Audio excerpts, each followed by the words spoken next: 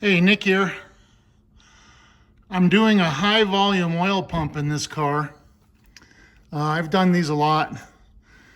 This car has a lifter noise. They've tried different oils. When he bought it, it had the lifter noise. It's probably an older motor. This is an M hardtop. M meaning 3.2 barrel from the factory. And the motor has been changed. It's not the original engine. It's a 390, but it's not the original M engine that was in here originally. And it's got a lifter, tap, knock, whatever you want. And I got started, I started doing it without thinking to film it. So I didn't go too far. So what I've done so far is the first thing you have to do is drain the oil. I took the oil filter adapter out and the oil filter because the oil sending unit was bad and the oil dipstick tube is leaking and somebody siliconed the crap out of it. I've pulled most of it off. It's loose, you know. So I gotta fix that. The sending unit was bad. I put a new sending unit on it. Clean the surface. You got to be careful tightening these. Sorry. you can crack the housing, so you got to tighten them very carefully and not too tight. So I got that. Now this has this kind of sending unit because it does not have a gauge. It has an idiot light, so idiot lights use this kind of sending unit. That big dome-looking water tank thing, those are for a gauge, 64, 5, and 6. This is a 63, this car. So I'm gonna do that. I got the drag link off because it's bad. And so I took that off too, see? It's out of the holes. So I was doing the oil pan, so. And then while I'm in there, I'm gonna check the rear main.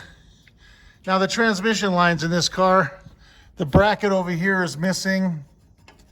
They're not positioned very well. I don't know if there's anything I can do with that. I'll try.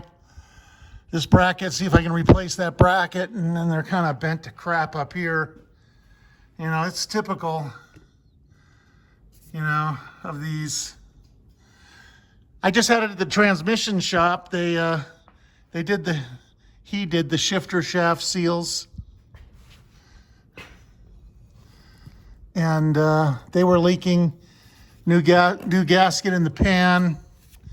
Sealed it here. Resealed the governor cover. Cleaned the mount and repositioned it. Cleaned this. So that, and serviced the trans. So that's all been done. Now it's nice and dry. Shifts nicely.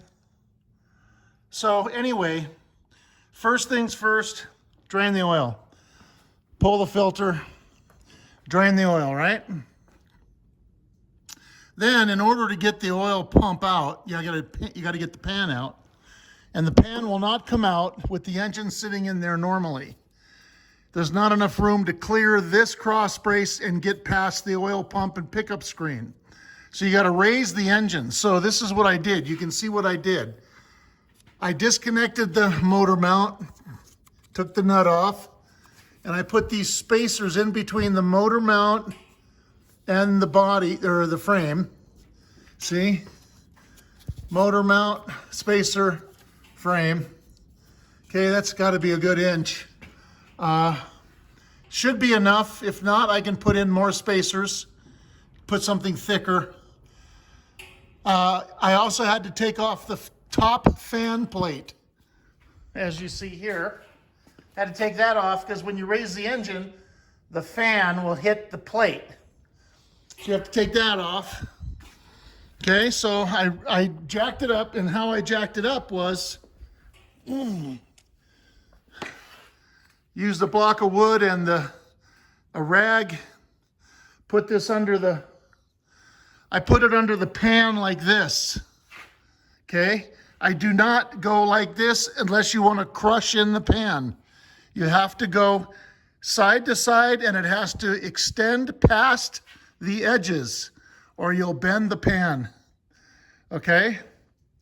Now, I'm not lifting the engine completely like that. You know, the engine still has some support. The transmission's still hooked up. So I'm not lifting, I don't know how much that thing weighs, 600 pounds. I'm lifting a lot, but not the whole engine. So I get the engine high enough. You know, I raised it, what, an inch to a little bit more than an inch to get these spacers in. Now, whenever you lift anything, and this is important, anytime you're using one of these things to brace, to jack the car, anything on the car up in the front, you have to do it you have to secure it in the back. So I've got the engine, I had to lift the engine, so I secured it in the back. And what this does is, it keeps the car from tilting backwards and falling off the hoist. That would be disastrous. So you always have to do that. If you're lifting a suspension arm, if you're doing anything, if you're any kind of lifting on the car while it's on a hoist, you have to support the other end of the car with a support so that you don't throw the car off the hoist. So the car is still level because of this. This thing is in here solid. The car is still level. Okay. So then I got it lifted up, put the spacers in, and then you pull all the nuts out. Now I got the air ratchet, you know.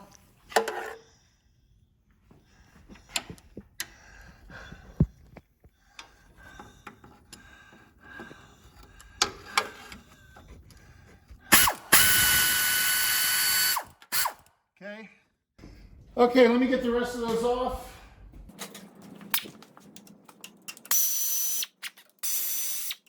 That's all of them. You know, obviously there's more than 3, but I started pulling those out before I started filming. I didn't think about it.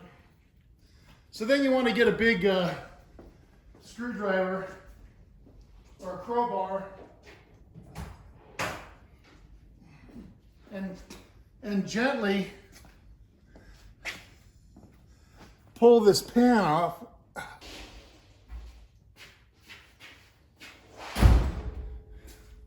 Okay, my shop is officially haunted because I didn't put it over there. There's been nobody in here, and there was no reason over there. I wasn't doing any jobs over there recently, so haunted.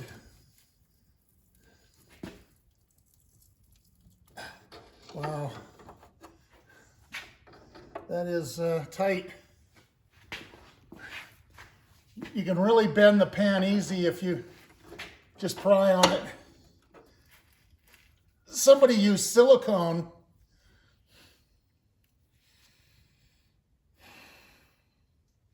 Somebody glued it on with silicone. Listen, guys. Okay, first of all, you don't use blue silicone. Now, this guy used black, but it's just pouring, it's squeezing out like in gobs. You don't use blue silicone, okay? These aren't Chevys. Okay? Blue silicone is for Chevys.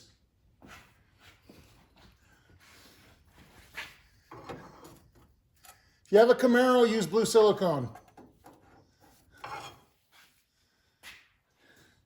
And when you put on silicone, if you're going to use silicone, you use it really sparingly. Thin, thin, thin coat. Thin enough that when you put it on, it does not ooze out. There's nothing there to ooze out. It's only enough to cover the gasket barely, and that's all you need, ever, on anything. It's really unprofessional looking. When you have a... So whoever did this was a hack. A mechanic who didn't care.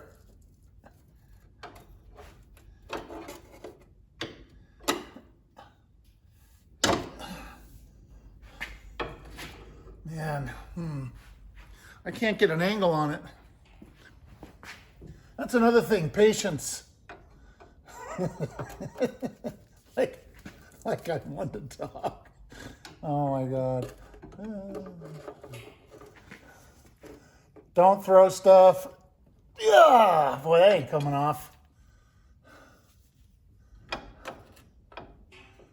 Eventually it's going to come. So if it doesn't come in 2 seconds, don't have a fit and start throwing your tools.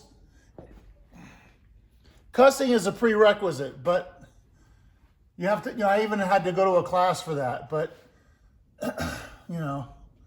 throwing tools, can't do that. I'm professional. Did I get all the bolts out? Yeah.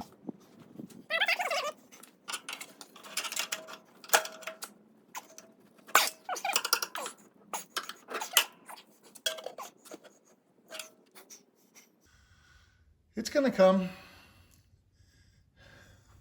It's leaking like a sieve. I'm surprised it just didn't pop off. There's oil all the way around it, so that's maybe one of the reasons why they siliconed it, is because they couldn't stop the oil leak, and even by siliconing it, they still didn't stop the oil leak. Get a screwdriver.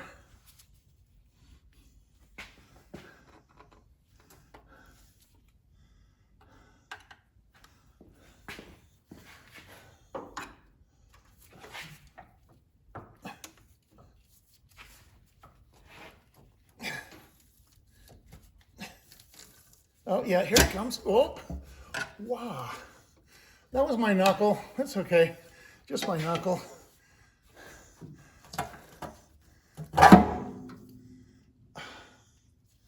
What a mess. It smells like gas. Pulled the thing off. That's an indication that the fuel pump may be leaking into the... there it goes. Fuel pump may be leaking into the oil pan. It smells like gas really bad. I don't even know if you guys could see anything. Looking in there. Here. Okay, I got it, see? Got it loose. You can see the oil pump right there.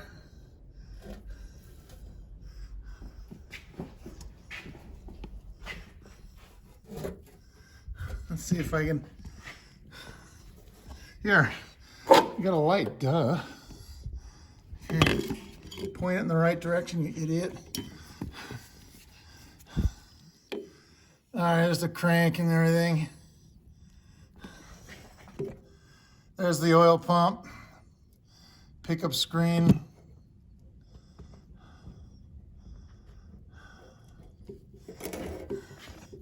Crank. It's pretty clean in there.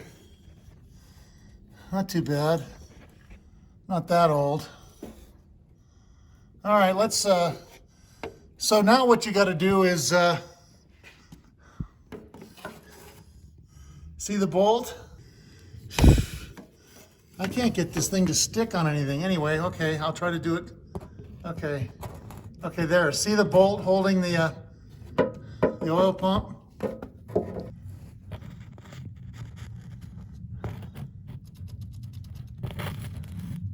Okay, there's one bolt, and the other one's on the other side. These have to come out.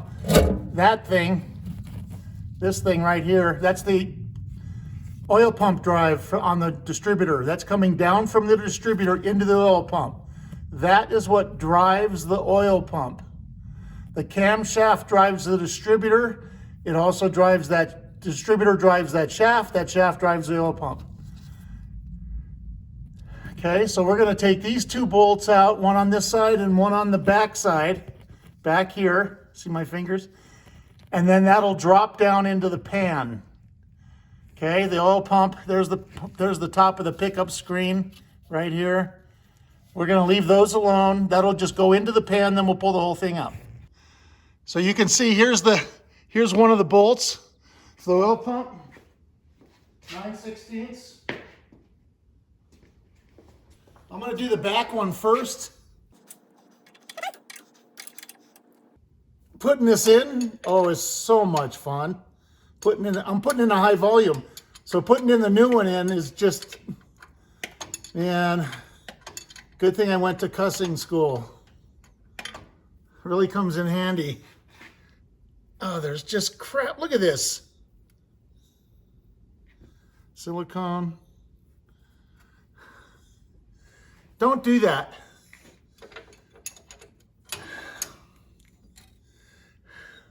As a matter of fact, you shouldn't use silicone. You should use Permatex non-drying sealer. Anyway, just non-drying, any kind of Permatex non-drying sealer. You use that on anything in the oil, for the oil system. Now, I have to admit that when I do transmission pan, when I do transmission pan gaskets, I use silicone. Why? Because I use it really super duper thin. And I mean, I get like one little glob on my finger and I go around the whole gasket with it. That thin, because if you don't use sealer, it leaks. And what I do is I clean everything, I use the sealer on both sides of the gasket, and then I let it dry overnight. I put it on the car and then tighten it down and then let it dry overnight. And so that there's no chance of it getting into the tranny. And I do that because then I can be sure the gasket, I've had so much bad luck with transmission pan gaskets. And I use silicone on the oil pan gasket too, but again, I use it very, very, very thin. You don't see any squirting out, you know, looks professional. Okay, you know that this bolt's gonna be 3 miles long, right?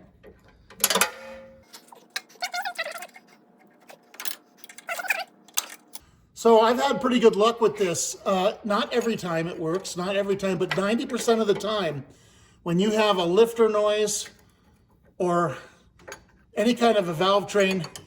I had a car come in one time, it was a 101-piece orchestra. I mean, it was so loud, every lifter was knocking. It was unbelievable, but what it turned out was the car had no oil pressure. And I put a high volume oil pump in it and it erased everything. Everything went away. It was just quiet as could be, ran beautifully. I've had that happen a number of times. I've probably installed 50, give or take, you know. And I think I've had maybe 5 not work.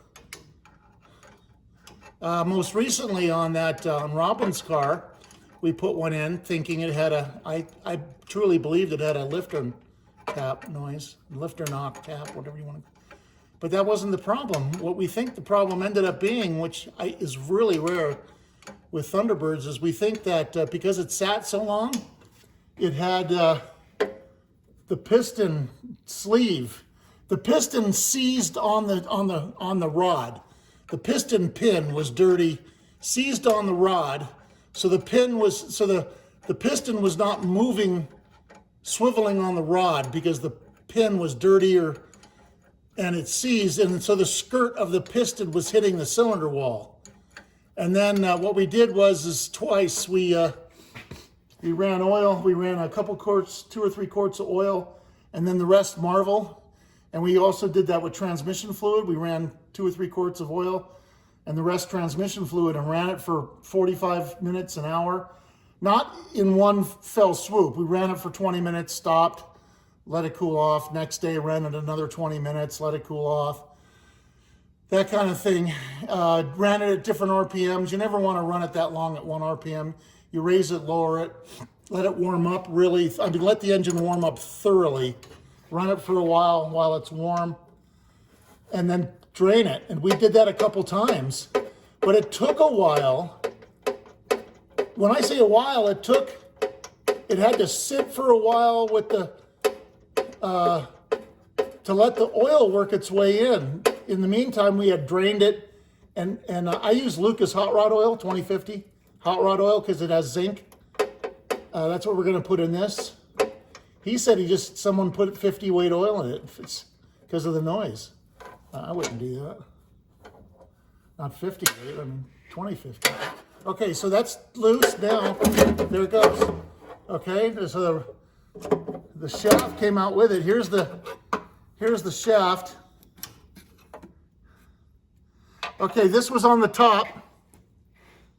Okay. That was on the top, the keeper, so that when you pull the distributor out, it doesn't pull the shaft out with it. So this is up. So when we put this back in, that's going up. This is at the top, okay? Now, this should just slide right out.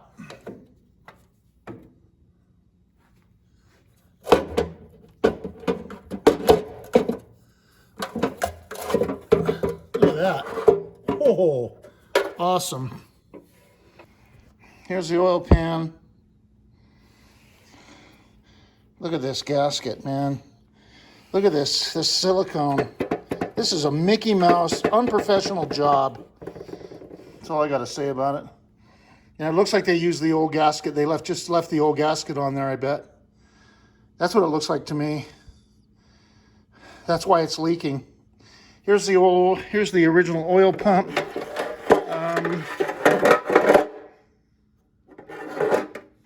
Pickup screen has some debris in it. Not much, hardly anything.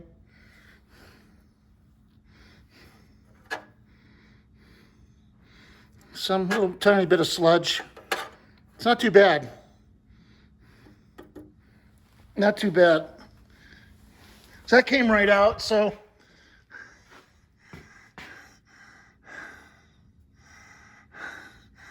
now I got to scrape that gasket off of there.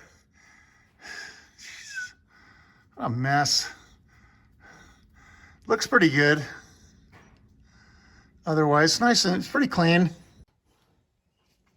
So you want to clean the oil pan thoroughly. You know, clean it out, get everything out of it. And then you want to take a look and see what silicone does when you put it on too thick. Look at how it's oozed inside the oil pan. All of that is inside. How much of this went into the oiling system? There's no way to know. Look at that. All this is inside, all the way around.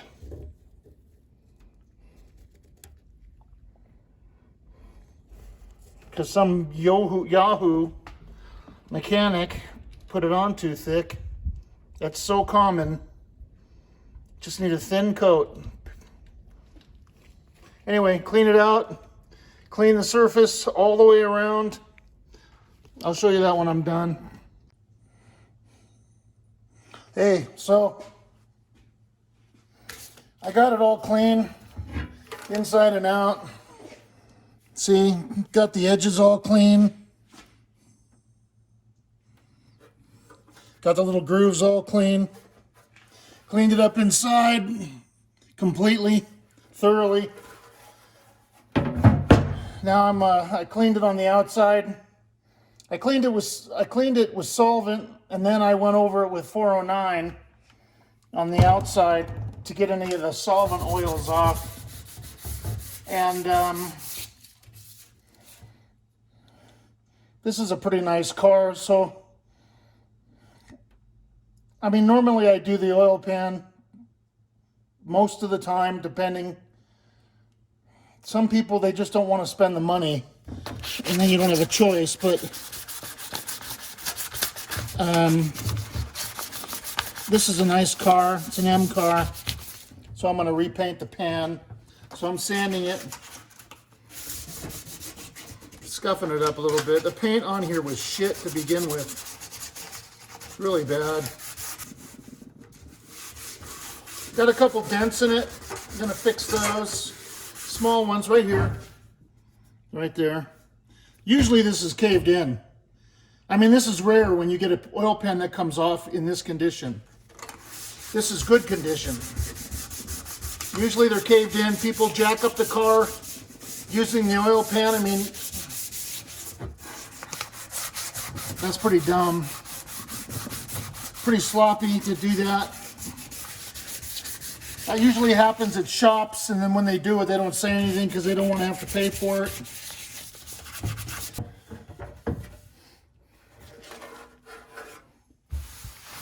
That being said,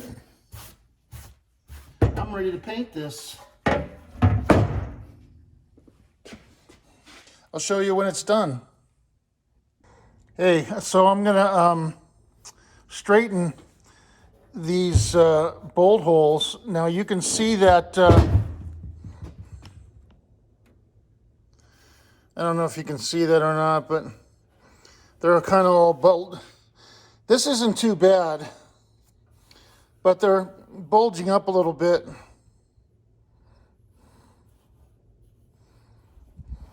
It's not too bad.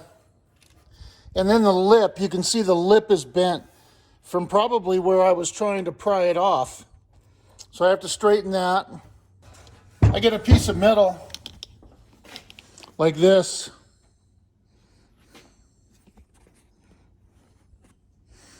And then I set the oil pan down on it. And then I can tap on it. So I set it on there like this. Like that.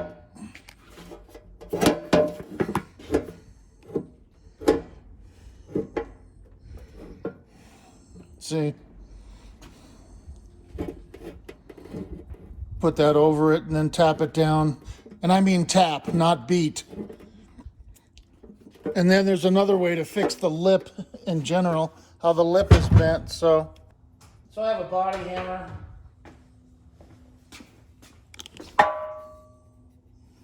You can use that or a ball peen.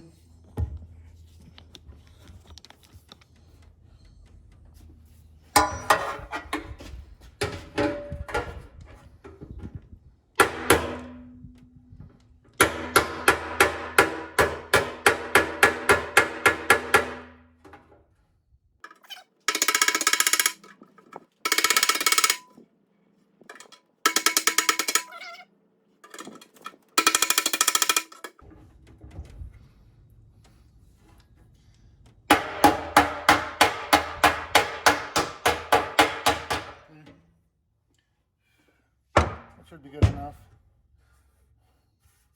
Now to straighten the lip, to straighten the whole lip, not the hole, I put the pan in here.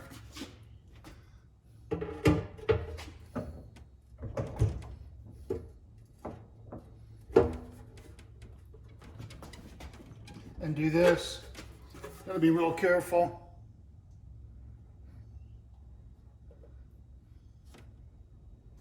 The back.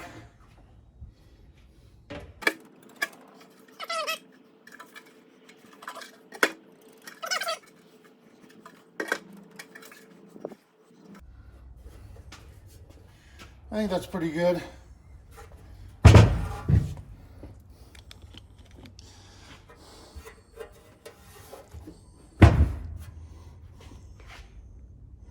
Pretty straight. Nothing's 100% perfect, but that's pretty straight. I mean, you could sit here for days doing this shit, you know? Okay, got to get this dent out. Okay. A couple different ways we could do that. Probably a ball peen.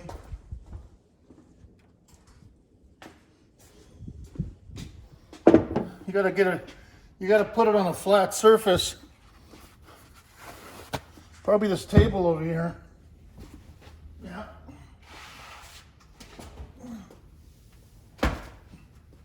Do it on this table.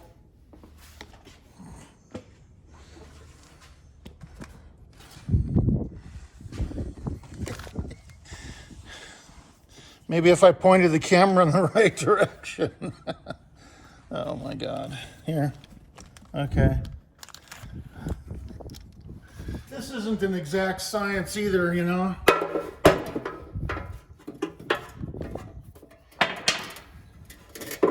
You got to get it down on there. You got to get that on the flat metal.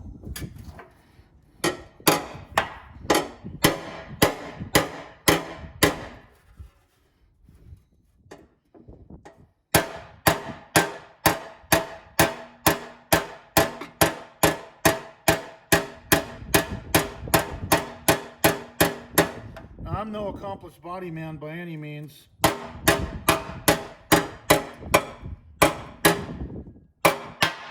See, you can hear that? That's when you're hitting metal to metal. See? That's when you know the metal is on the back of the metal you're working on. That's not. That is. That's not. That is.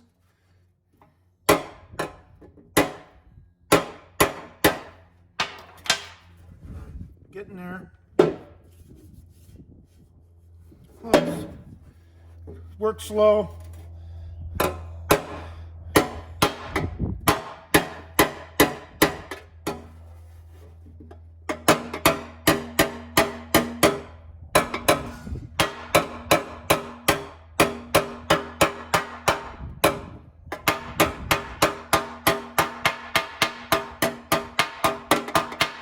So you can hear that I'm on the metal. That's pretty damn close. Looking good. I mean, it's hard to tell, but okay, here's another one. That one.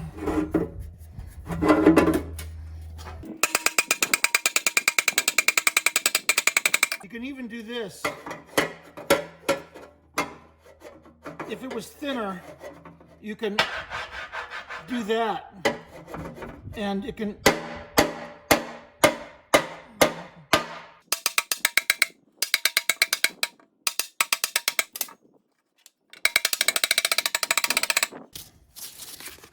Now, if you wanted to, you could fill this with Bondo and sand it, and then it would be perfectly smooth, but I'm not going to do that. That needs to, I could do a little bit more right there, right here, underneath.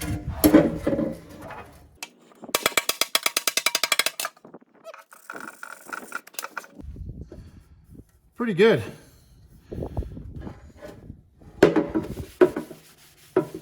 Okay. Ooh. There's a little wave there, so what? Okay, so good. Give this a little, wash it off again. Give it a couple more coats. And I've been touching it.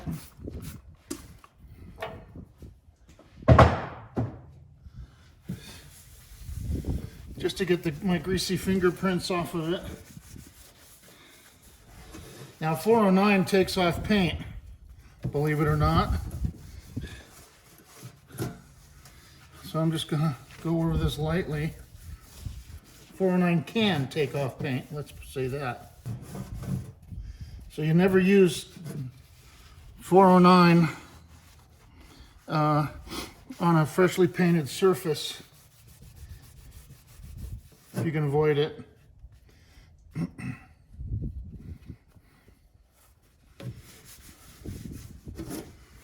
Okay. Okay. Cool. That turned out pretty good. The little thing there. So what? Okay, I'm gonna paint it now. Now, whenever you paint, shake the can for a minute. I've already shook this can a whole bunch.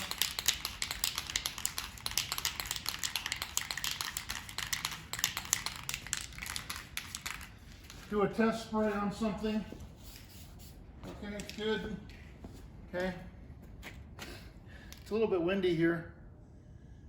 I usually spray 6 to 8 inches away. I keep the sprayer straight. I don't go like this. I try to keep it straight. Okay. Spray, let go. Spray, let go. Spray, let go. Never just keep holding it. There are times when you need to do that, but rarely.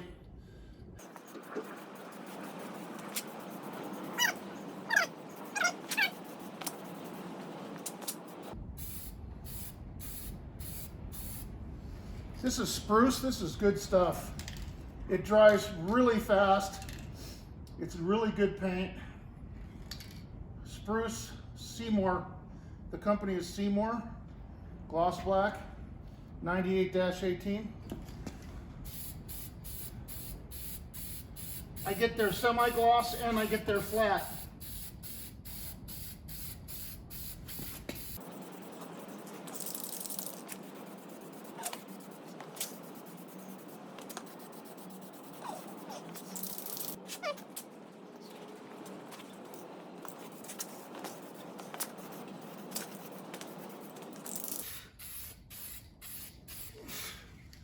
Oh, that's looking good.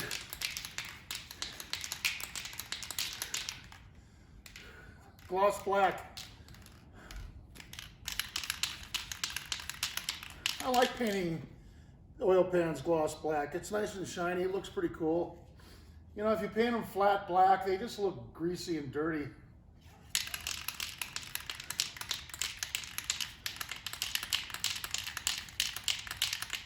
I have suspension pieces. I don't paint them, I powder coat them. I always have them powder coated glass black.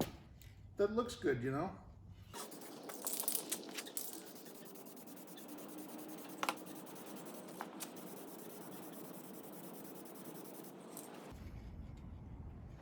Okay, that was almost a whole can of paint. So the oil pan turned out pretty nice. Looks pretty good. Yeah, there's a couple little blemishes.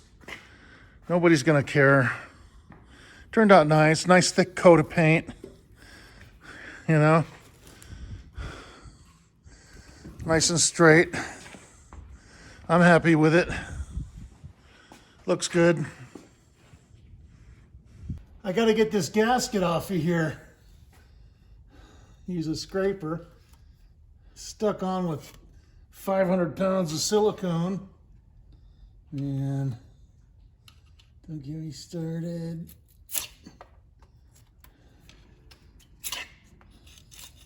Well, that's not too bad. Kind of coming off fairly easy.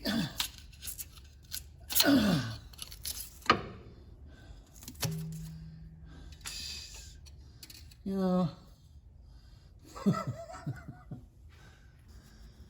I wonder, maybe this is why it's knocking, because they've got silicone stuck in the oiling system. You know, who knows, man? You know? Who knows what?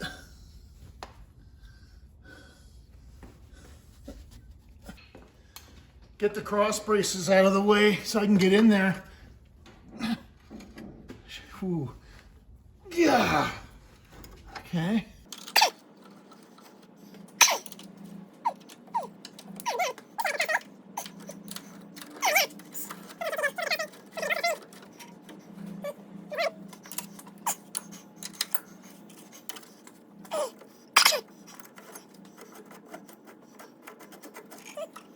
There's two. Now this one, why is it not? All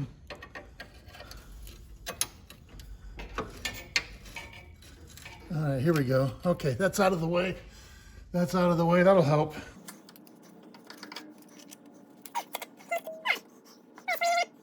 Try not to bump the camera. I also have to inspect the rear main to see if it was leaking, which is hard to do. Oh, there we go. Hey, here's the gasket for the oil pump. Take that off. Even, oh man. Now I'm getting mad. Look at this, the silicone around the, oh, jeez. Wow.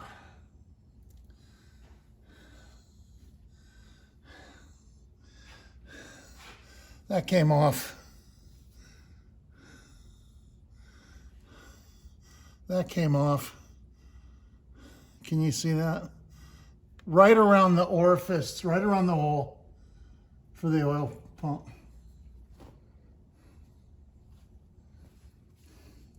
You don't silicone these. You don't use any sealer whatsoever. You put the oil pump on you put oil on it. That's it. I mean, whoever did this job was an idiot.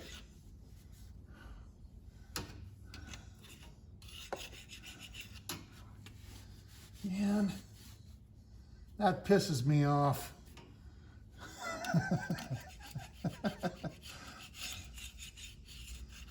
Wah. Really? Call the ambulance. Damn it. I bet you that's what's wrong. I bet you that there's silicone stuck in the oiling system somewhere causing that to happen. And there's nothing you can do about it.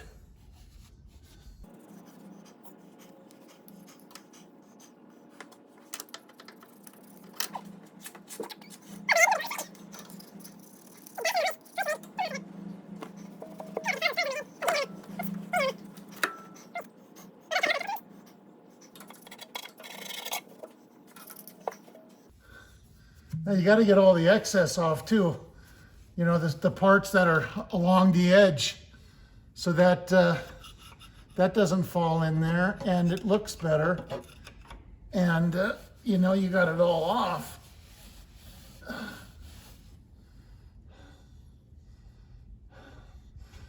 Well, they got the seal in the rear main and they put the little pins in.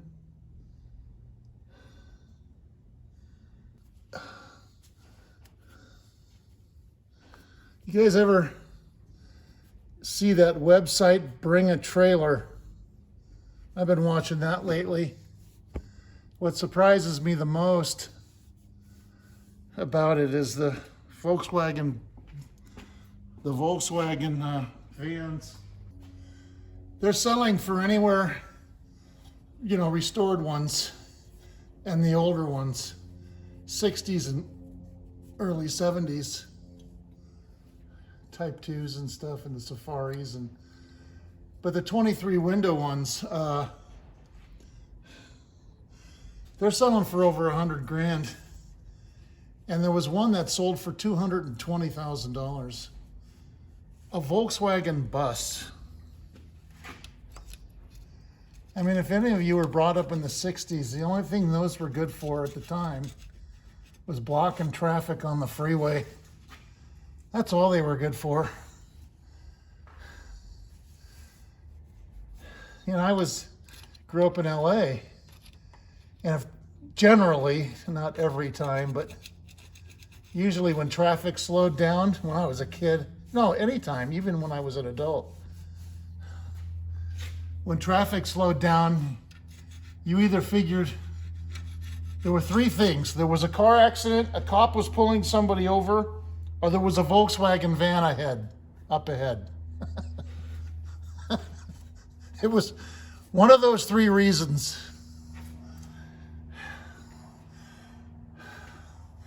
Those things, they can't get out of their own way.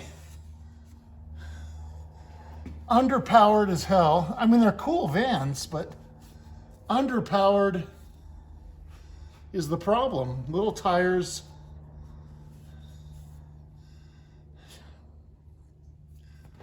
You know, they just, you know, they weren't like the American vans, you know, the vans that you had captain's chairs in them and, you know, you could go camping in them. They had big motors, big tires, and those were way better. Yeah, I know, the Volkswagen vans, they have style, they're cool. Hippie vans, you know. Go and smoke a bunch of pot with your old lady and spend the night at the beach. That was cool. You know, if you didn't go far in them, you know, not anything you could go far with.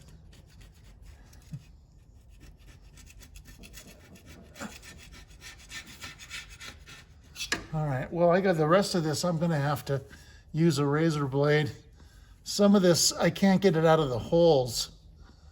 Some of it's really stuck in the holes.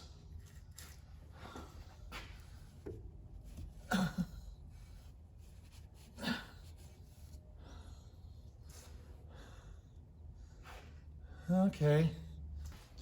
Give you a bird's eye view. So I got to clean it up around here a little bit. So this was completely surrounded by silicone. They siliconed that in. Oh man. That's like one of the worst mistakes you could make as a mechanic. To do that means you have absolutely no understanding of what you're doing, of anything, to do something like that. And the fact that they just gobbed it on to begin with. I know I keep going on about it, sorry.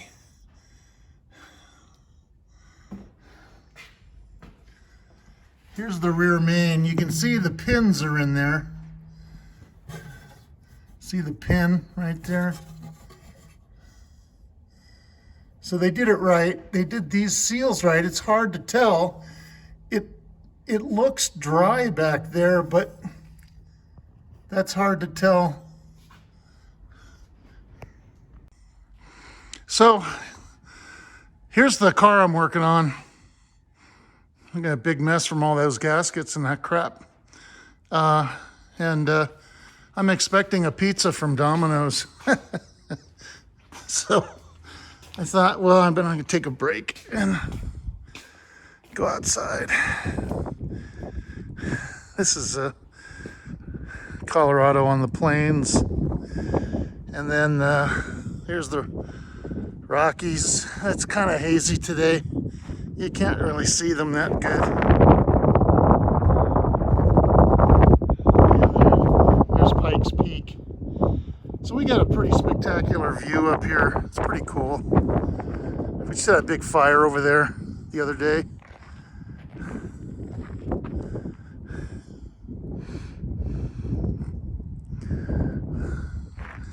Pretty nice. It's a little windy, breezy. Little airport behind us. Now I feel like John, showing you the garden and the grass. So we have an airport back here. This is the glider part of it. They got gliders there, it's pretty cool. We just had a plane crash there the other day. Nobody got killed, thank God. They're building 3,200 homes just beyond these houses here. Just beyond those houses up there. Just beyond those, they're putting in a neighborhood with 3,200 houses. Right.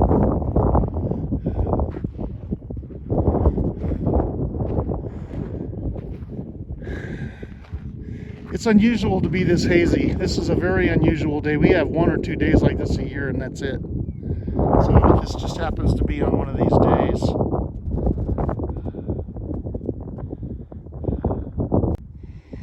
Fat Panda to the rescue. Hi, kitty. Hi, kitty. Hi, kitty. Did you get any mousies?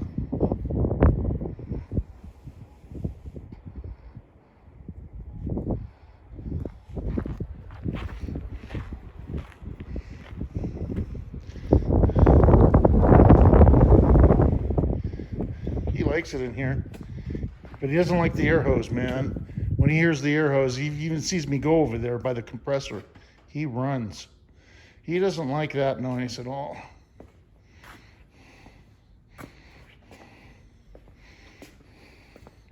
You have food there, so quit begging. I know. Eat.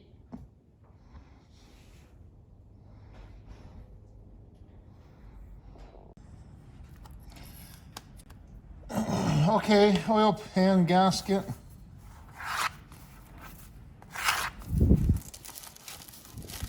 Oil pump gaskets, but they come with the oil pump as well.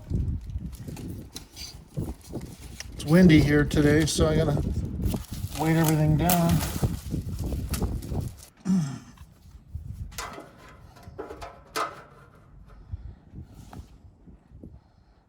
Pretty good. Got some silicone, ultra black, doesn't matter.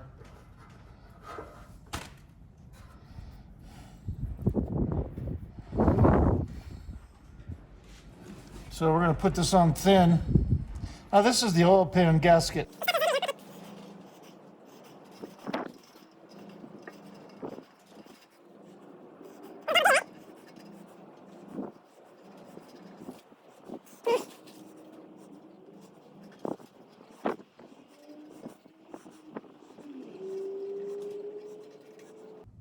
Almost painting it on with my finger, you know.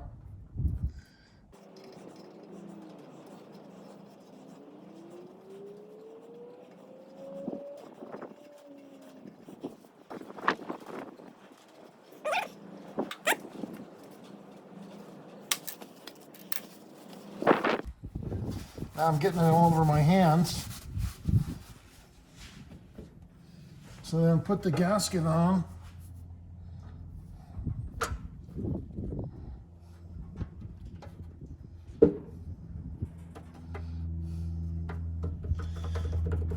Now what I learned about doing this is that you have to put the gasket on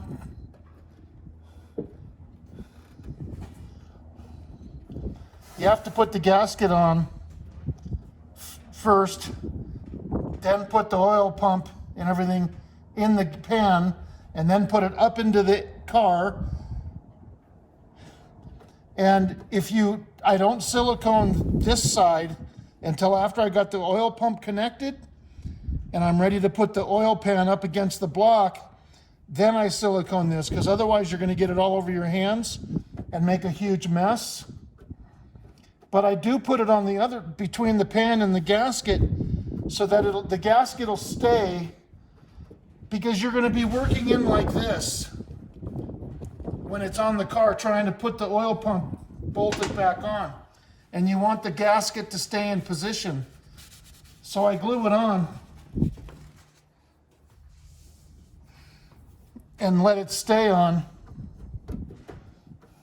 Let it dry on there.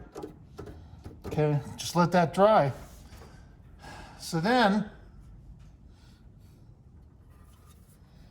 the oil pump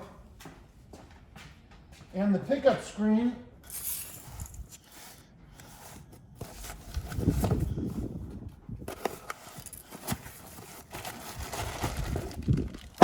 oil pump, gasket, another gasket for the screen.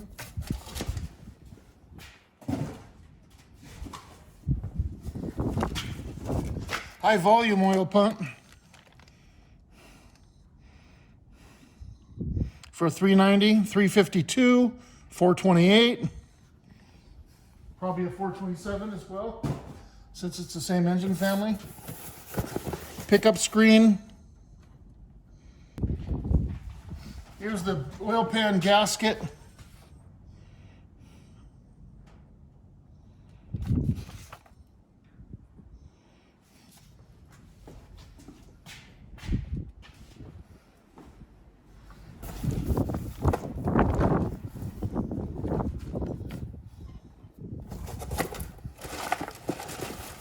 This one has gaskets in it too. Oil pickup screen, and then this has got, the gasket. The oil pump came with 2 gaskets.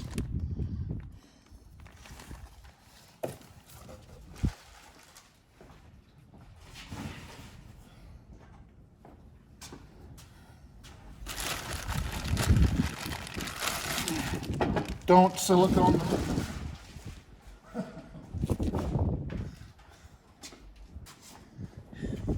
Yeah,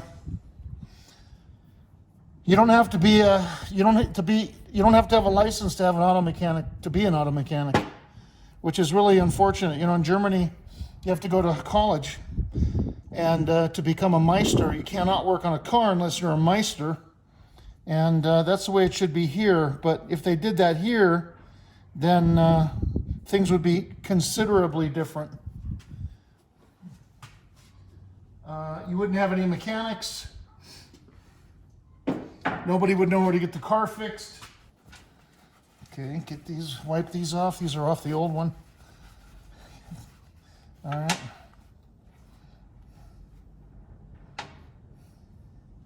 Let's get some carburetor cleaner.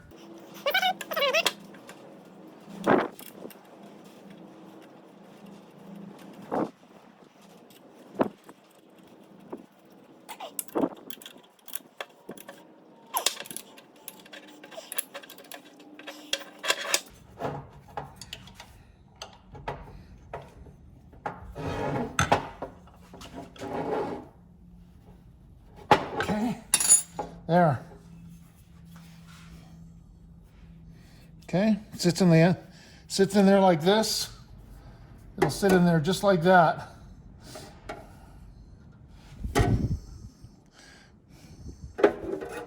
Can you see that? Yeah.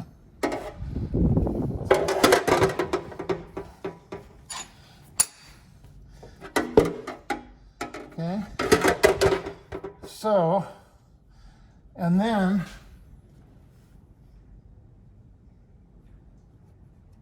I'm going to use this gasket. It's got the oval hole for the top because the top of the pump to the engine, because the hole is off center, see? If I use this gasket, it's blocking part of the hole.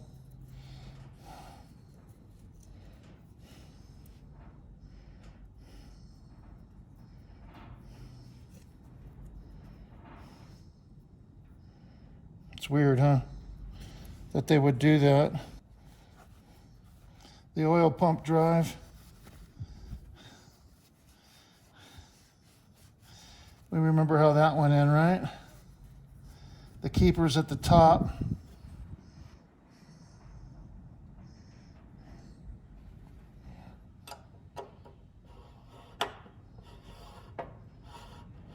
Yeah, that's working.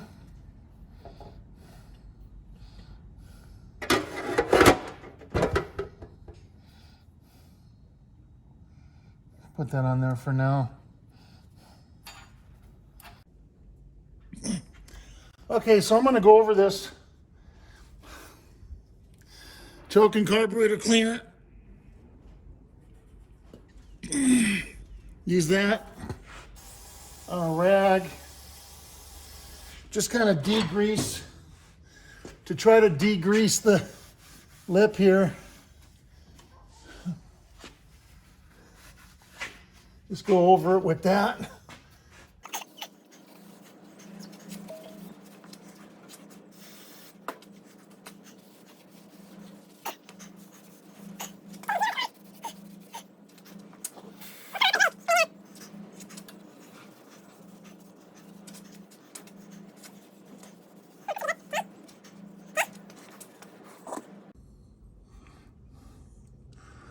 All right, so I've got the oil pump drive, and I'm gonna goop it on the end with white lithium.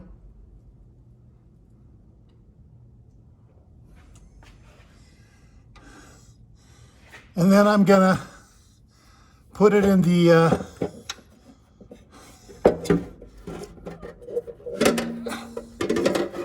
I'm going to put it in the bottom of the distributor.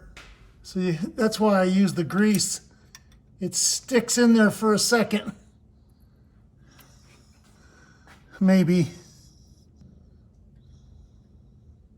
Okay.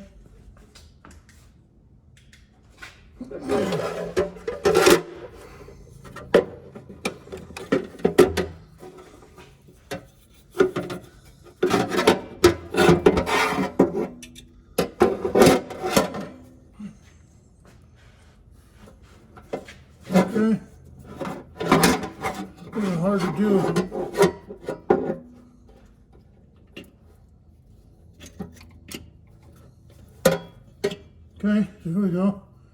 There we go. Put the gasket in.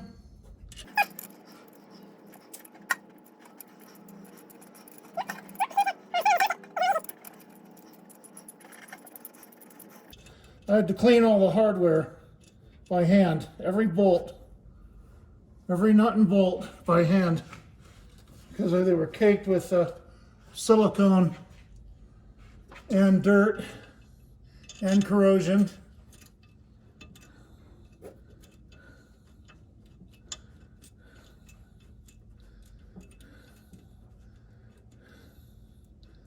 Okay, need a 9/16 socket.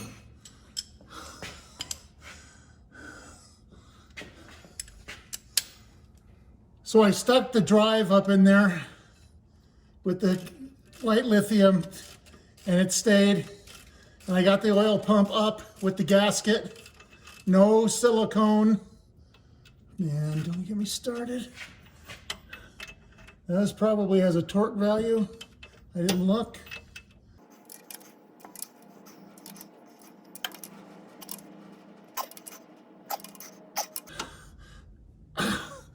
Okay,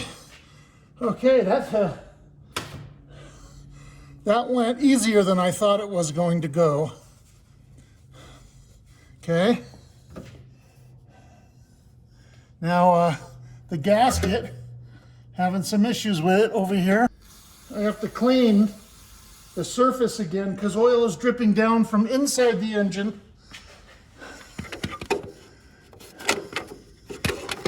And onto the surface where the gasket sits on both sides and the back. You know what it's doing? It's hitting the baffle, and I can't get it past the crankshaft. I hope this will work. I hope this will reach. They get a 15/16. Okay.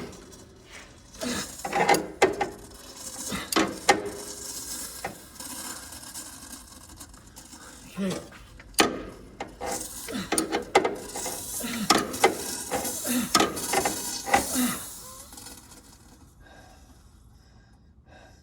Oh man, now it's really starting to leak oil.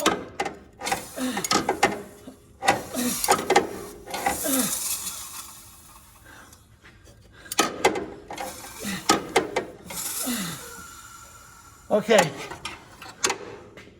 good. Now I gotta clean that off again. Oil everywhere. Okay. All right, so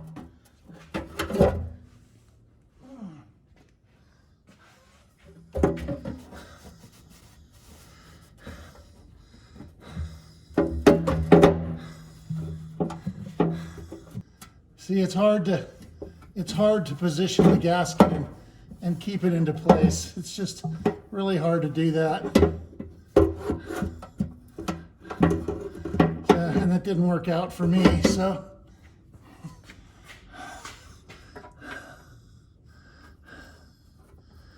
Now it's loose everywhere.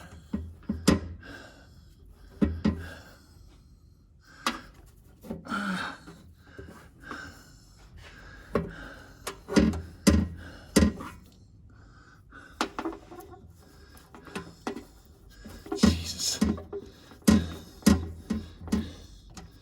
Look at that. What a mess.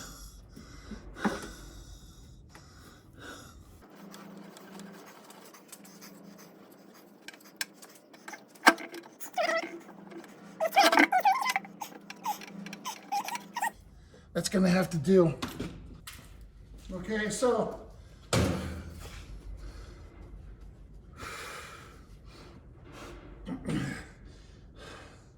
I will position the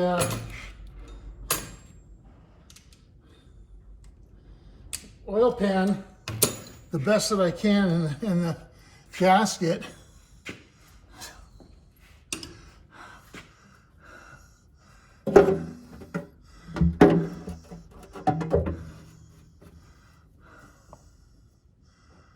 right there, for example.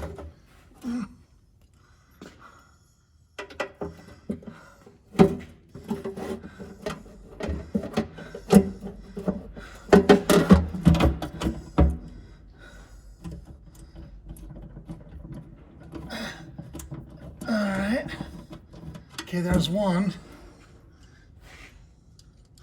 Try to get the corners.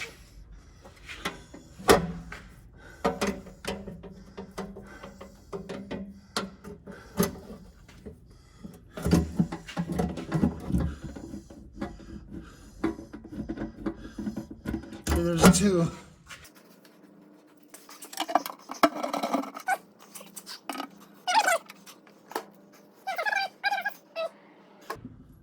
That's bolted up. I tightened it. The drive is in. I saw it turn when I turned the crank. The pickup screen is in. It's under the baffle. Everything's clean. There's a gasket there. I siliconed it. There's nothing else that goes in the oil pan. Just put the rest of these in.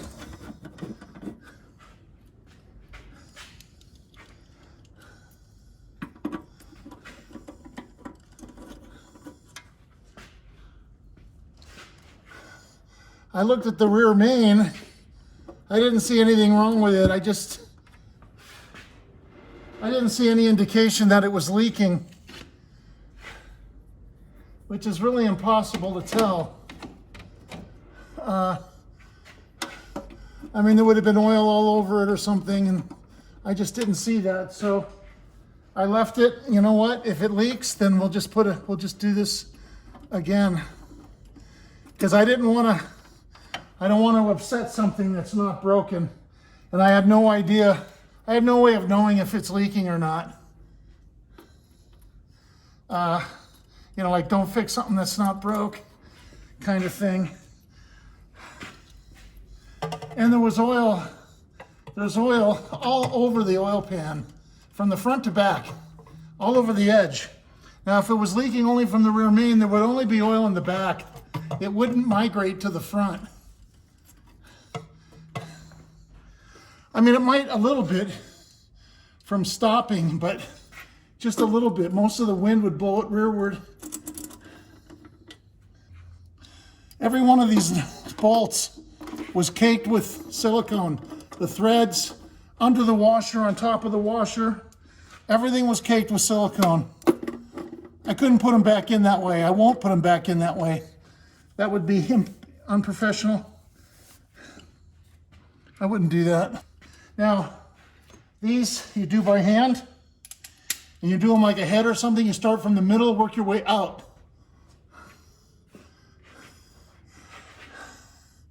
So you start from the middle and work your way out, okay?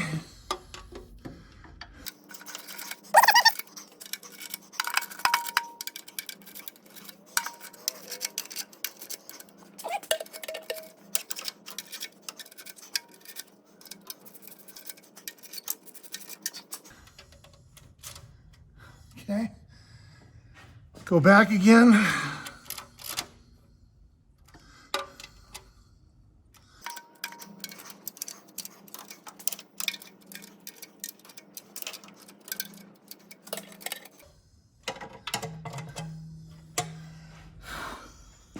Then you can look for the bulge in the gasket. Now, you don't want it to bulge hardly at all. And that's pretty much where I've got it now.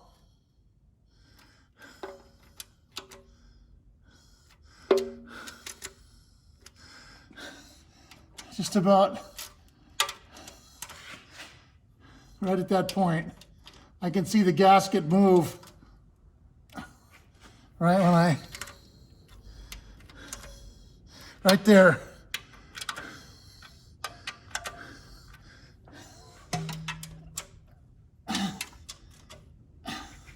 Okay. You just want to see it barely move, and that's it. So I'm lowering the engine now. I took the spacers out. It's not down all the way yet. And see, I've got the block with the rag. and I'm lowering it down now.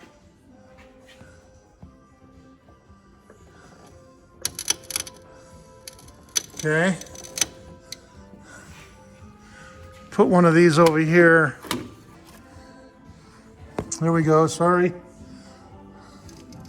So it's all the way down, see? That's it. So that's how it's really easy.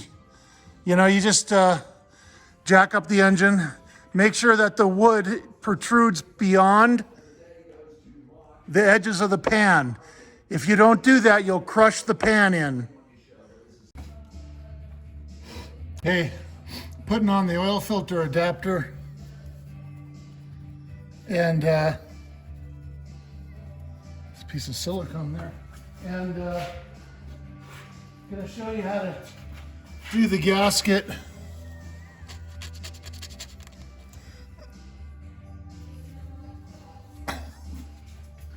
And I put the dipstick back in, siliconed it at the bottom. Obviously it was leaking before. They had silicone the crap out of it too. Now what I did was I put a little tiny bit of silicone on the shaft, put it in, and then put some around the edges here. I know it's a little messy, but it's not too bad. So then the gasket,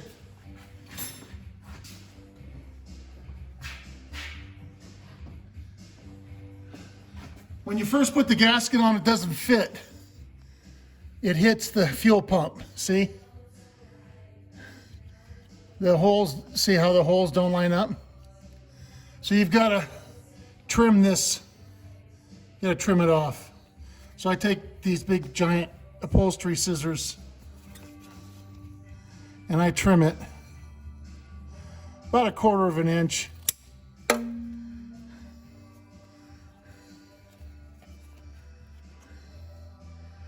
Perfect. So then you're going to seal this with a non-drying sealer. Okay, I'm going to use this Permatex Forma gasket. Doesn't dry completely hard. Put it on thin.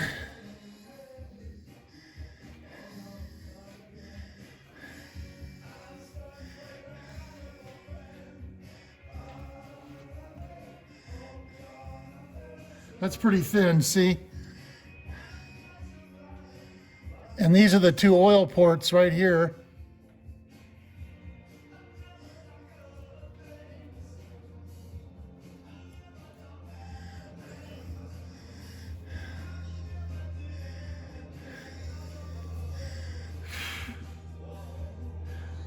We don't really need any over here. I just kind of finish it off. Okay. Put the gasket on.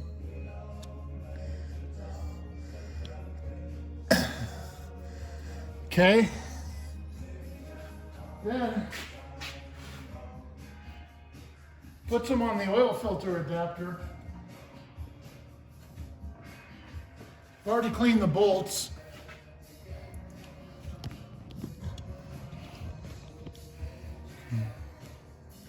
Okay. Oh shit. This damn light, man, I'm telling you. Okay, so we have to put it on all of this. Okay. Thin. You don't want it to ooze out.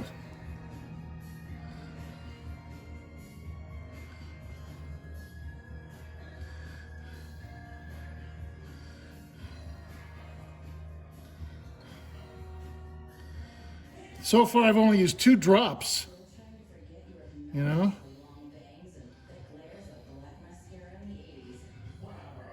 Look at that, that's it. That's enough. Okay, that's enough. Okay, I got the wire in, see? Here's the new wire. Okay, looks good. Got the volts in my mouth. Plug this in.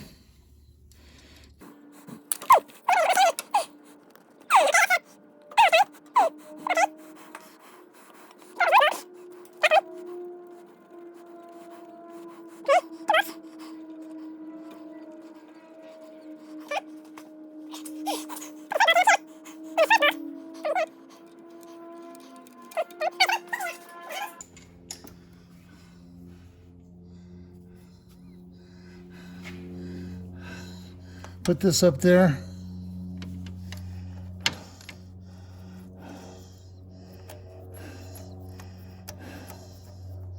Okay, that one's finger tight. Put this one up here. Do this one.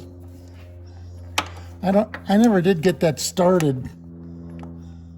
Let me get it started first.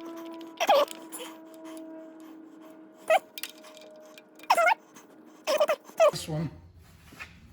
Okay, I can try this one now. Gotta do a combination to try to get the right length. Oh boy.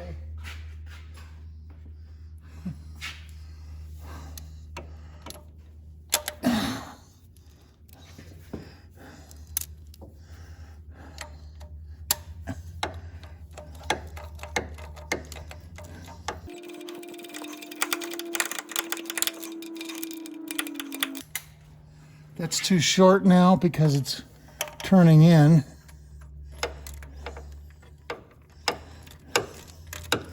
Here we go.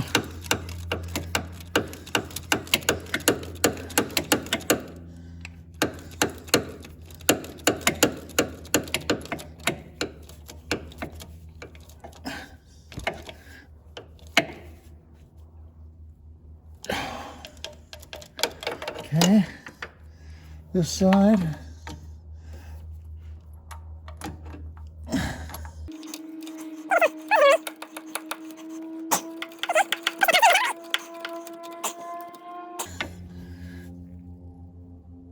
Okay.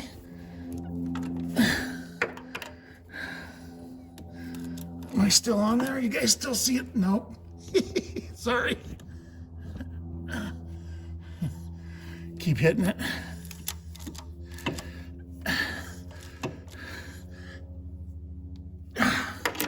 Okay. The old calibrated elbow works every time. I over tighten everything, really, to be honest with you. I don't break bolts off, but I want everything really tight.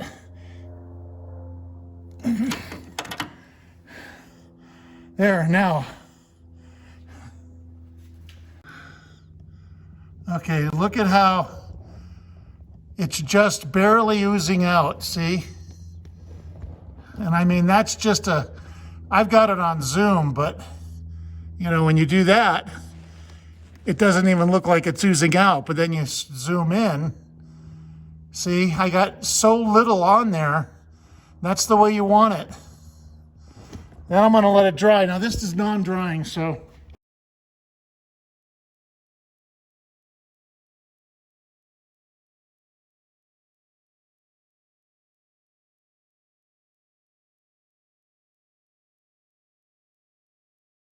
I went to a transmission shop once.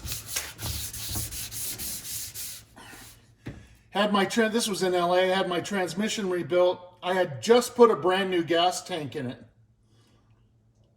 I mean, I had just done it and then drove it to the transmission shop with the first tank of gas in it.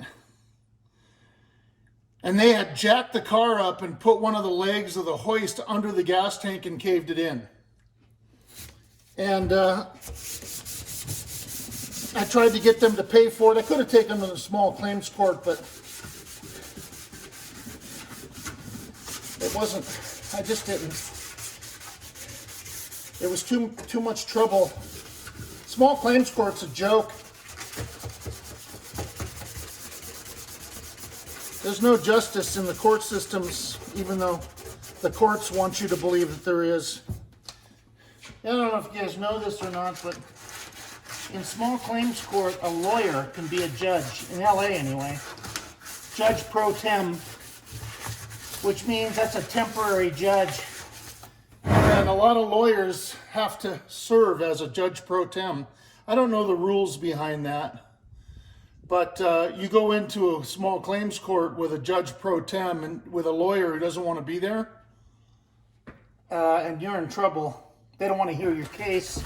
They don't want to be there in the first place. They don't care who wins or loses. You can request, at least in LA, you can request to go to get a real judge, which is nice, depending on who the judge is.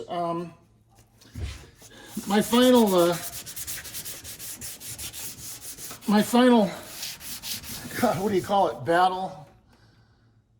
My last straw with small claims court was when my ex-landlord there didn't want to give me my deposit back. So I went to small claims court, took him to small claims court, and while we were sitting in there, the judge, I've never seen this before. My mom was a court reporter and my dad was an attorney. So as a kid, I've been in many courtrooms. And being in a criminal courtroom is a lot different than being in a small claims courtroom or a traffic courtroom. This judge, somebody must have killed a family member the day she came in there. It was a woman. I'm not picking on women. This just happened to be a woman. I've seen in small claims court. I've been to small claims court probably 10 times. And they were always men. This was the first time there was a woman. Man, something had happened to her. She not only hated everybody that was there, hated being there, but she wanted you to know it. And the guy owed me $3,200, so she reads my complaint.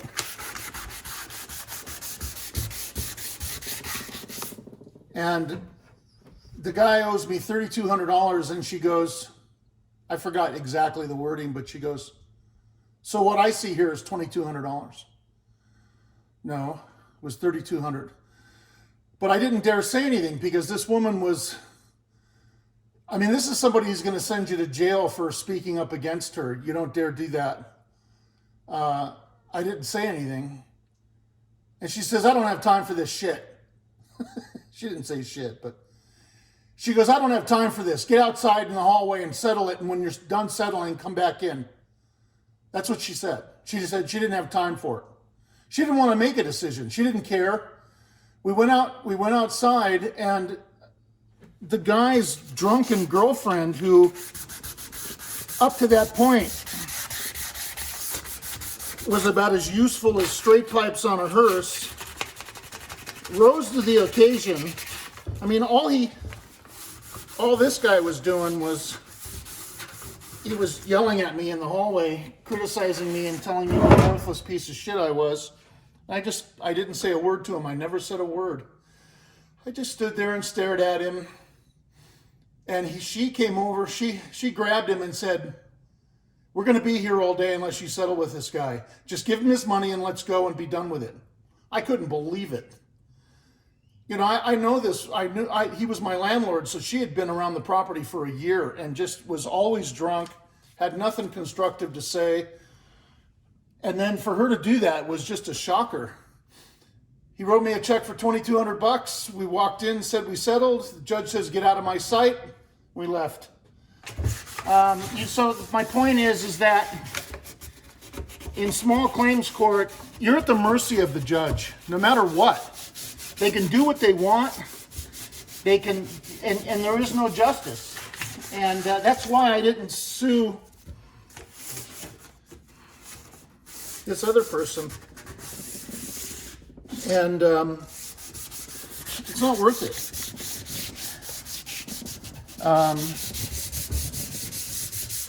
You're better off you're better off taking the loss, calling it a day, if it's not a huge amount, rather than wasting your time in small claims court. And these shows on TV, Judge Judy or whoever, and all these, man, I don't know how anybody can watch these shows. I'm serious. It just shows you how pathetic and petty people are. And it's also a good example of how unjust the system is and how these judges just could give a shit whether you drop dead on the spot. But I don't blame them in that particular case. When you have to sit there and listen to people's lies and petty bullshit, oh man, you know, you want to kill somebody on your way home. If I was that judge, you know, you really sitting in small claims court and listening to these people. I mean, some people have legitimate, you know, maybe 10% of the people that go in there have a legitimate grievance. Most of the, if I remember correctly, most of the cases, the majority of the cases were landlords suing their tenants for not paying the rent, or tenants for suing their landlords, like me, for not getting their deposits back. And then, of course, the landlord, well, they trashed the place, and the judge says, well, do you have any proof that they trashed the place? Well, no, I didn't take any pictures or whatever, you know, and what's the judge supposed to do? You know, everybody wants the judge to side with them, but you have to have proof, man. Yeah.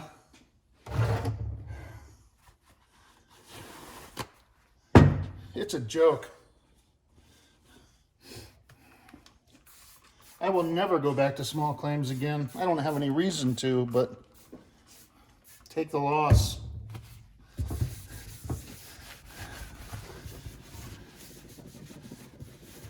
I forgot what I was talking about in the beginning. Oh my God, I'm getting old, man. What brought that up?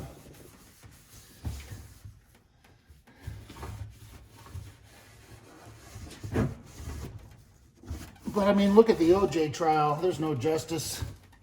What a joke. Perfect example of how attorneys have ruined our world. And, you know, and if you're a celebrity, there's a free pass. You think anything's going to happen to what's his face, Alec Baldwin? You got another thing coming. That guy's going to get off.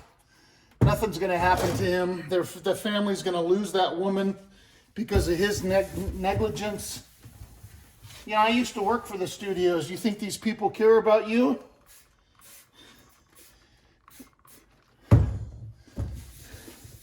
The worst people in the world are producers. They're the worst people in the world.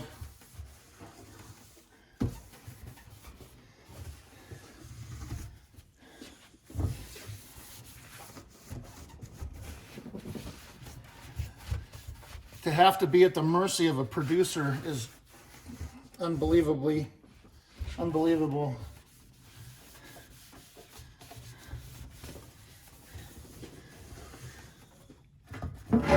And for those of you that have never worked for the studios or don't know any of those people, you have no idea what I'm talking about, and you're lucky.